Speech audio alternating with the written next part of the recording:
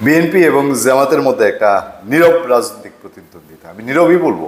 কিছু কিছু কথা এগুলো বোঝা যায়, কিন্তু ভেতর ভেতর তুমুল চলছে, এটা নিয়ে কোনো সন্দেহ নেই। বিএনপি চায় নির্বাচন এক্ষুনি দ্রুত, জামাত চায় পরে। কিছু কিছু জোরদুই যেসব সংস্কার বলছে যে 17 বছরের জঞ্জাল জমে আছে, কিন্তু কাহিনীটা কি সেই জায়গায়? আমি এটা মন্দ বলবো না, যে যার মতন করে তো তার রাজনৈতিক কৌশল খেলবেই। জামাতে ইসলাম বলছে যে এর আগে ছাত্রলীগ যুবলীগ হ্যানতেন তারা মিলে কেন্দ্র দখল করতো, লুটপাট করতো, মানুষ যেতে পারতো না ভোট দিতে।